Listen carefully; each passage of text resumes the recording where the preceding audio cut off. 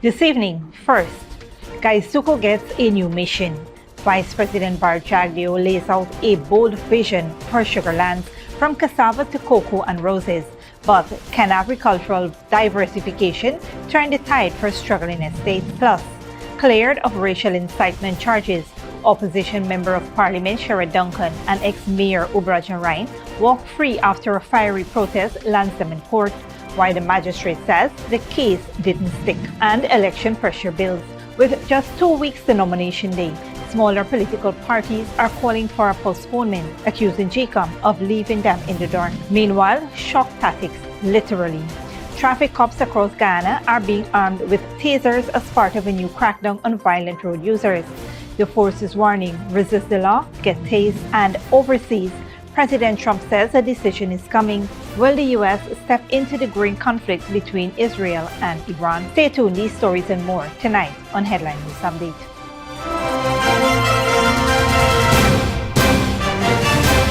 Welcome to this broadcast of Channel 2's Headline News Update for June 20th, 2025. I am Bibi Bacchus. Thank you for joining us. First up, Vice President Dr. Bharrat Jagdeo has strongly defended the government's push for agricultural diversification, asserting that the Guyana Sugar Corporation is central to the administration's broader strategy for agricultural transformation, rural employment, and national food security.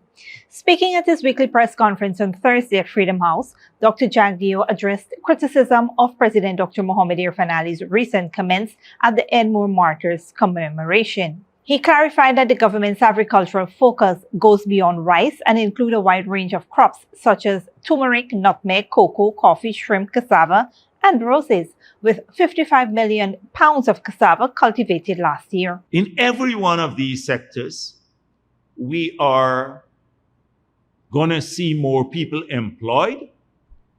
We're going to see more people earning income from these sectors. We're either going to replace an import or develop an export crop, one of these, because the roses are going to be done for export. The turmeric and nutmeg and coffee and cocoa can all be exported. The shrimp, the coconut for export. The onion is a replacement for the import. All of that we can do. The hemp production that we're planning to, we put in place the infrastructure will be for export. They're looking at doing cigars in a small scale that would be for export. A whole range of ideas for diversification. Jagdeo revealed plans to utilize 2,000 acres of GuySuCo's land at Skeldon to support 1,000 farmers alongside larger developments such as an agro-industrial complex that will span over 60,000 acres of land in the Skeldon Crabwood Creek area. Additionally, 55,000 more acres will be opened in Region 5 to expand crop and livestock production. A $6 billion industrial estate at the former Enmore factory site is also underway, expected to create 4,000 jobs and provide new opportunities for displaced sugar workers. Jagdeo noted that diversification will be backed by youth training, innovation hubs in every region, and access to zero-interest loans via a new development bank. The government also plans to co-invest in agro-processing infrastructure and support youth-led agro-businesses. He emphasized that GuySuCo's role is evolving to serve as a hub for rural development, helping Guyana maintain its food self-sufficiency and the only country globally to do so. And this is according to Nature Food, while responding to rising demands for varied modern food products. Our consumption pattern is changing now. When countries get wealthier, I pointed out that the disposable income alone from the public sector is that is the increase in wages and salaries per year is 500 million US. People are saving more. They want to consume different things too. So our food import bill will go up, but our production response is increasing too. Because people want, better steak cuts. They want all kinds of fancy food now. And I'm not talking about, like rich people alone. Everybody wants different kinds of food. It puts a pressure on your food import bill.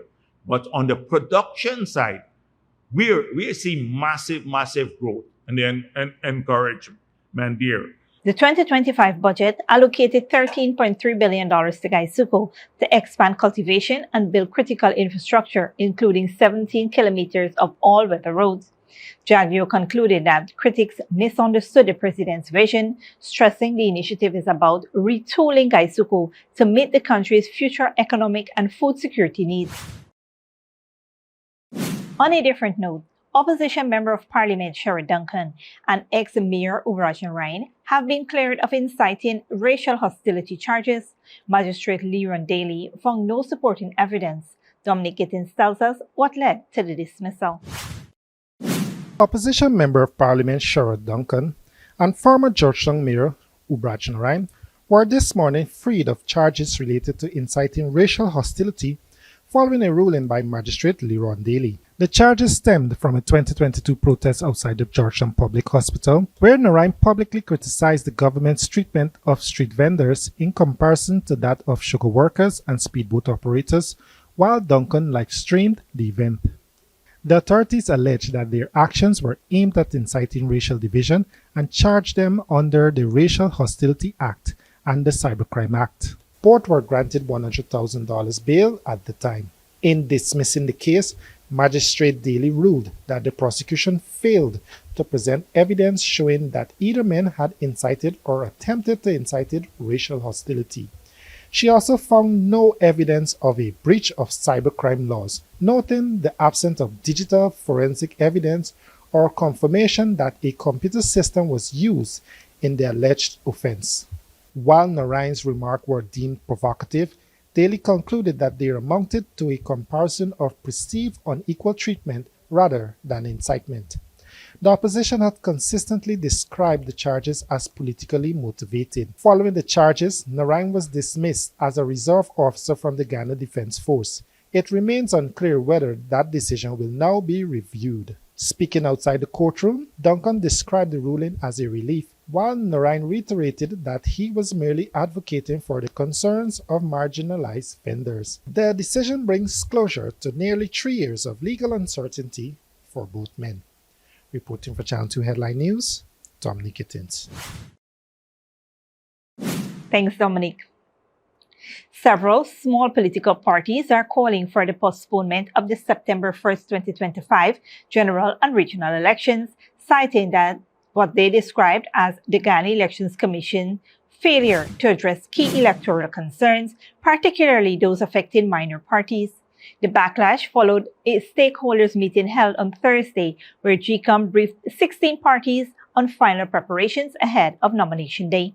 Representatives from the Alliance for Change, A New and United Guyana, the People's Movement, and the Assembly for Liberty and Prosperity strongly criticized GECOM's lack of clarity on the joiner list system.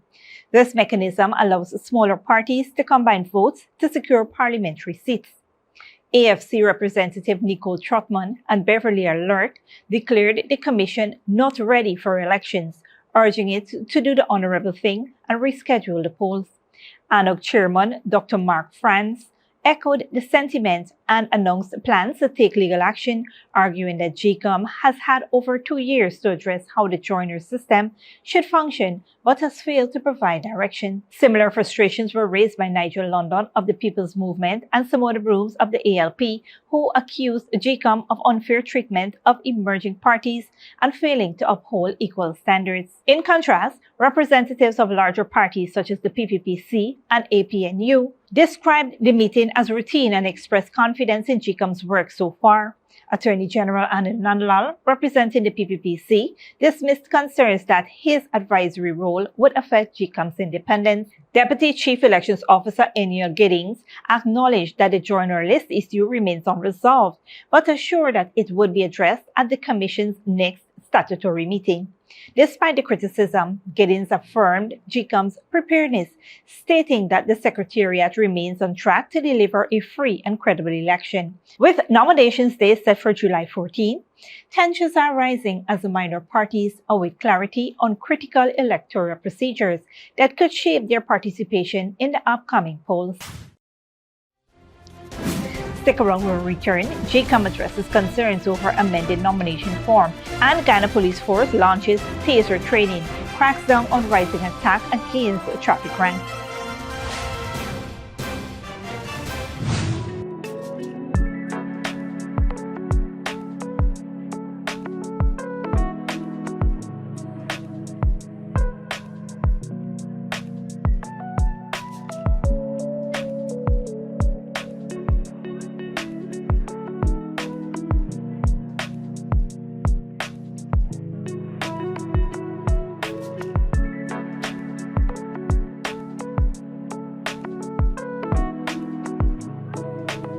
GECOM is currently conducting a claims and objections exercise commencing June 16, 2025 to produce an official list of electors for the conduct of general and regional elections. If you will be 18 years or older by June 30, 2025 and you're a Guyanese citizen by birth, descent or naturalization, or a citizen from a Commonwealth country living in Guyana for 1 year or more, you are eligible for inclusion in the OLE. GECOM has posted the preliminary list of electors PLE in all of the registration divisions for you to check if you are listed, and if so, whether your particulars are accurate. If you have changed your address since you were registered, you need to visit the GECOM registration office responsible for your new area of residence to apply for a transfer. If you do not apply for a transfer, you will have to go to the polling station where you will be listed to vote based on your previous residence. Wednesday, June 18, 2025 is the last day you can apply for a transfer during this exercise. For more information, contact GECOM on 225-027729 or visit www.gecom.org.gy. Sneakily with a gift of sight from Modern Optical Services. Let our professional team examine and prescribe what's best for your eyes. Our smiles make fashionable faces. See us for a full line of optical services, including brand name and prescription eyewear.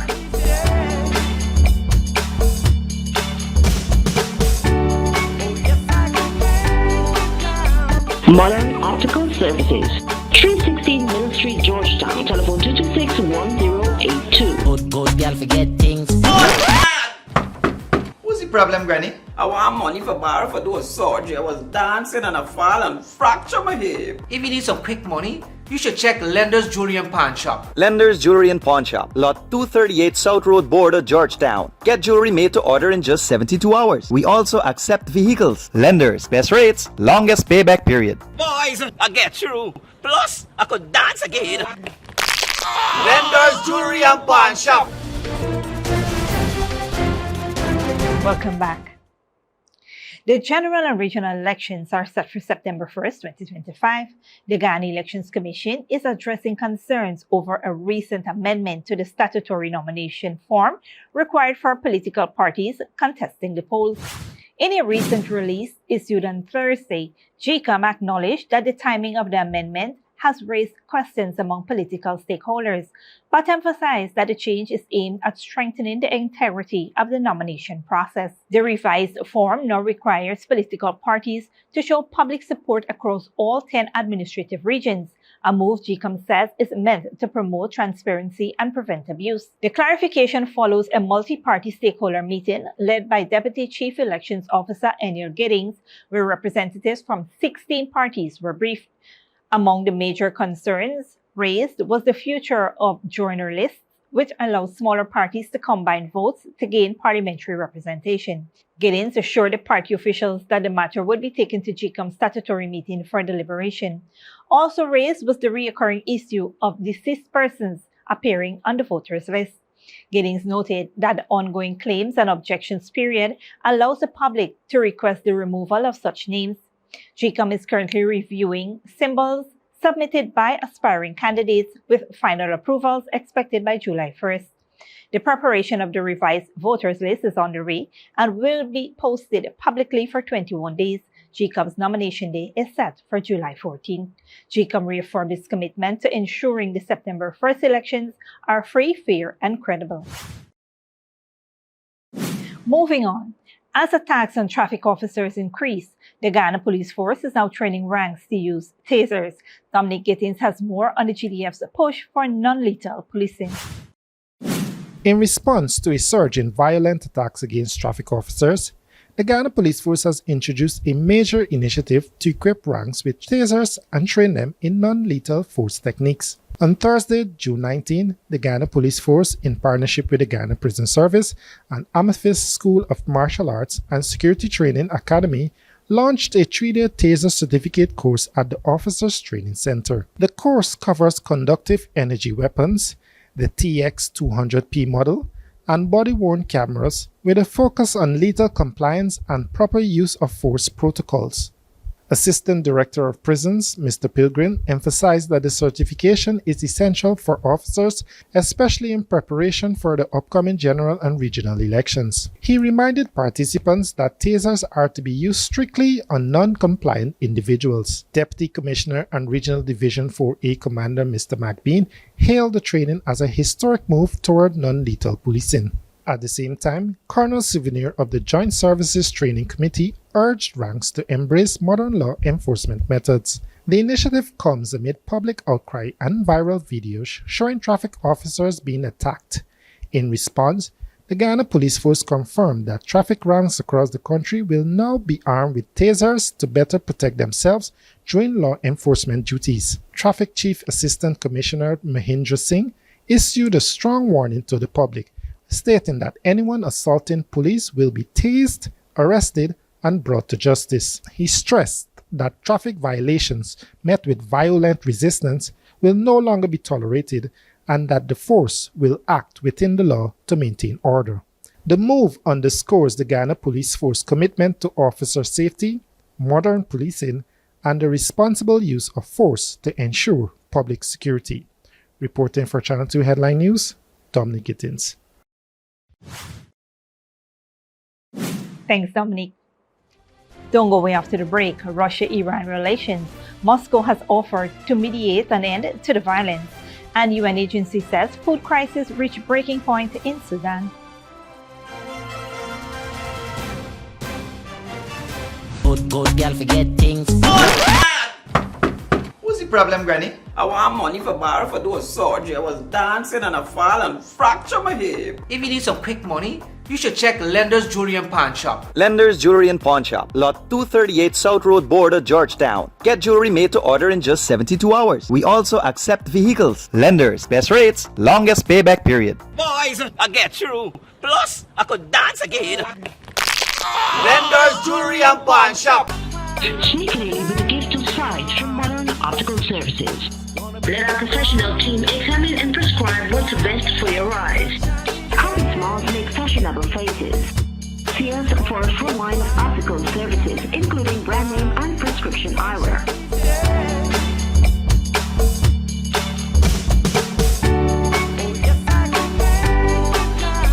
Modern Optical Services, 316 Mill Street, Georgetown, telephone 226-1082. GECOM is currently conducting a claims and objections exercise commencing June 16, 2025 to produce an official list of electors for the conduct of general and regional elections. If you will be 18 years or older by June 30, 2025 and you're a Guyanese citizen by birth, descent or naturalization or a citizen from a Commonwealth country living in Guyana for 1 year or more, you are eligible for inclusion in the OLE. GECOM has posted the preliminary list of electors in all registration divisions for you to check if you are listed and if your particulars are accurate. You can object to anyone you believe does not qualify for inclusion in the OLE. To do so, you must be listed on the same divisional list as the person you are objecting to. You must visit the GECOM registration office responsible for your area of residence to make an objection. The objections aspect of this exercise will end on Friday, June 20, 2025. For more information, contact the GECOM on 225-0277-9 or visit www.gecom.org.gy.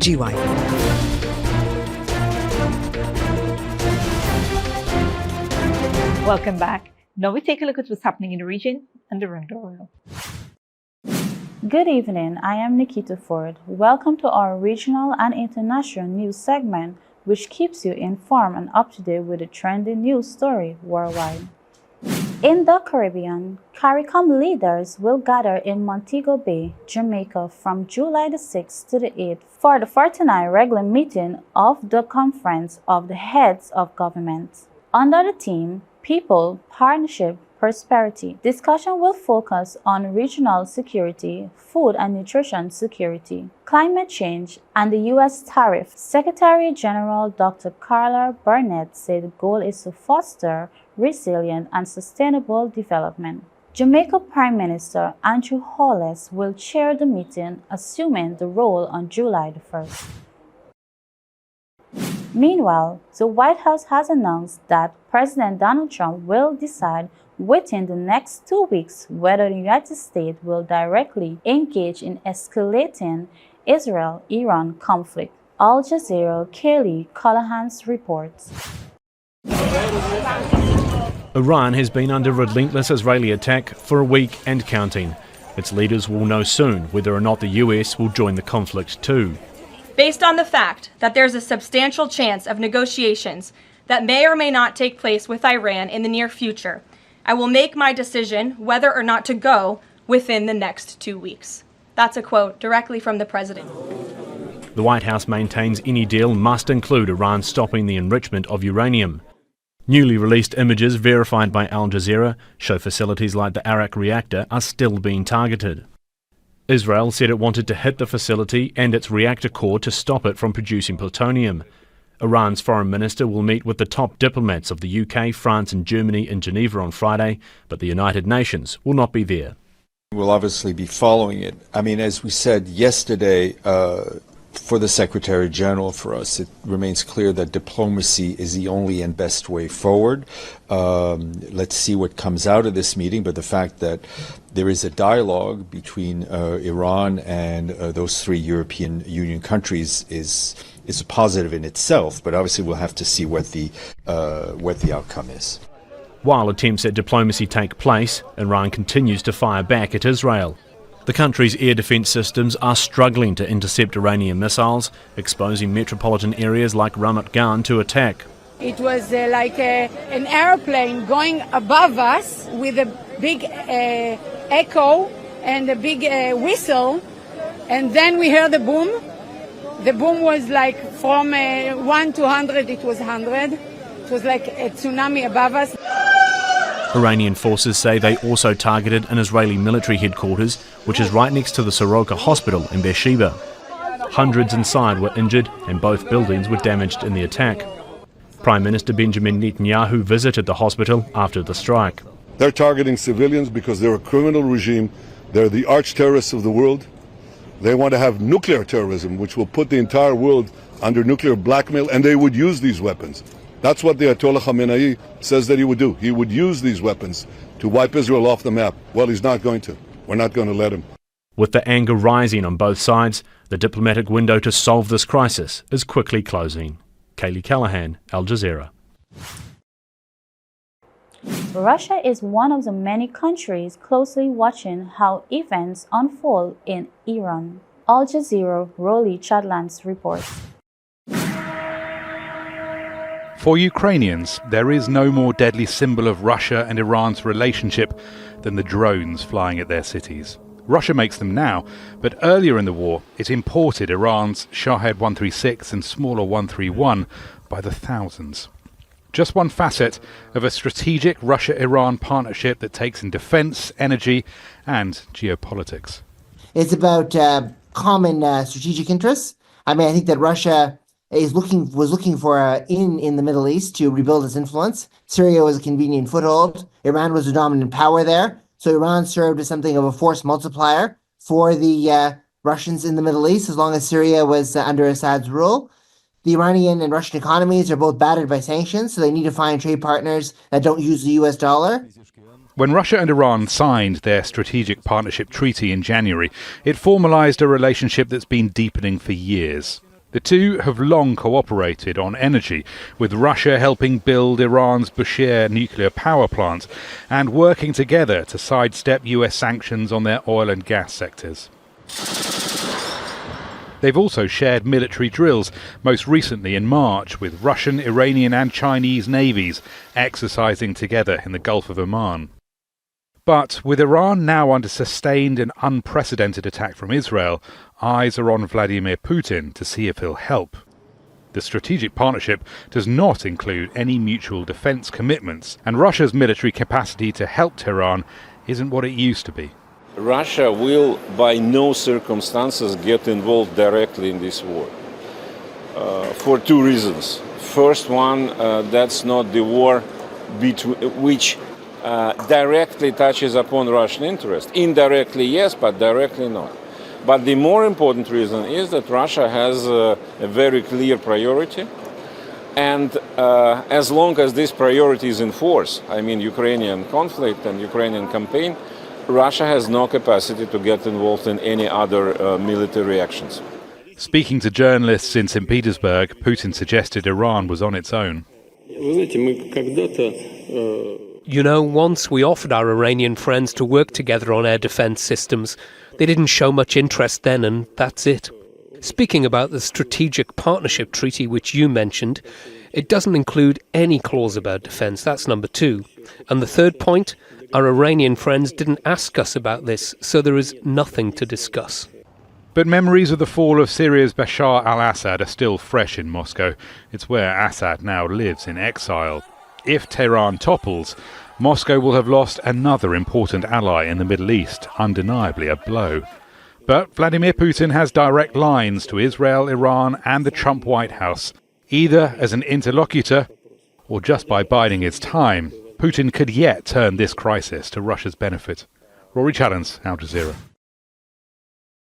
The number of refugees who have fled Sudan has now surpassed 4 million since the war there began 3 years ago. Al Jazeera Ahmed Ijus report. The Iridimi refugee camp is a new humanitarian corridor for tens of thousands fleeing the fighting in Sudan's North Darfur. The United Nations Refugee Agency say that from late May to early June, an average of 1,000 people crossed into eastern Chad every day. It's where Musa Mansour Isa hopes to find peace. We spent 3 days in the bush evading the rebels. There's no one left. It's hell on earth. He's unaware that hundreds of thousands of his compatriots who arrived here 2 years ago are still struggling. Khadija Hassan queues for supplies for herself, an elderly mother, and 6 children. The food we receive for a month would last only a few days. We must either find other means or starve. As funding dwindles, the situation worsens for her and countless other refugees in Chad. We are not in capacity to continue to face to all these people arriving with the funding situation. This response plan is funded only at 13%. Since the outbreak of hostilities between the Sudanese army and the paramilitary rapid support forces more than 2 years ago, around 1 million Sudanese have sought refuge in Chad, worsening the country's already dire food shortages. The food insecurity in Chad is at one of its highest level in the last 10 years. There's 3.3 million Chadians in the next 3 months that will experience acute forms of food insecurity. Aid agencies collectively characterize the conflict in Sudan as the worst humanitarian crisis globally. One official refers to the displaced as forgotten. For the 1 million Sudanese refugees here in Chad, food is a major concern, and what shelter and water supplies are available are also inadequate. Half the refugee population here is housed in emergency shelters. Only 25% of school-age children here who arrive here have access to education, and United Nations officials say there is only one doctor to every 80,000 refugees. The refugee population in Adre, for instance, is 4 times larger than the local population, leading to competition for limited resources. Aid agencies express fear that a lack of funding could escalate tensions between local communities and refugees. Ahmed Idris, Al Jazeera, Adre, on the Chad-Sudan border. Thanks, Nikita. This brings us to the end of our regional and global news coverage. Up next is the 3-to-Win forecast.